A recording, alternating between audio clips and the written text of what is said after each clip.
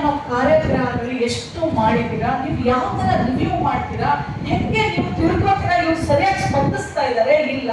ಒಂದ್ ಹೆಣ್ಣು ಮಗಳು ಆ ಸ್ಟೇಷನ್ ಬಂದ್ರೆ ಆ inspector from the constable to the inspector ಸರಿಯಾಗಿ ಆ ತಾಯಿಗೆ ಭರವಸೆ ಕೊಡ್ತಾರೆ, ಸರಿಯಾಗಿ ಕೂಡಿಸಿ ಮಾತಾಡ್ತಾರೆ, ಗೌರವದಿಂದ ನಡ್ಕೊಳ್ತಾರೆ, ಎಲ್ಲ ನಿಯಮಗಳನ್ನ ಪಾಲನೆ ಮಾಡ್ತಾರೆ ಅಂತ ನೀವು ಹೇಗೆ ತಿಳ್ಕೊಳ್ತೀರಾ? That is my first question. Madam ನಮಸ್ತೆ ಮೇಡಮ್. ಆಕ್ಚುಲಿ ಮೇಡಮ್ ನಮ್ಮ ಎಲ್ಲ ಒಂದು ಪೊಲೀಸ್ ಠಾಣೆಗಳಲ್ಲಿ ಒಂದು QR ಸ್ಕ್ಯಾನ್ ಇಟ್ಟಿರ್ತಾರೆ ಮೇಡಮ್.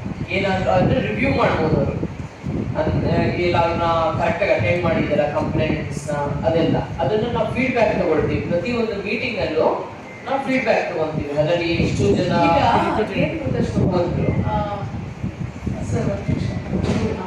ಶುಭ QR ಕೋಡ್ ಇರೋದು ಜನರಿಗೆ ಗೊತ್ತೇ ಇಲ್ಲ, ಗೊತ್ತಾ? ಆ ಅವೇರ್ನೆಸ್ ನೀವು ಮೂಡಿಸಿ.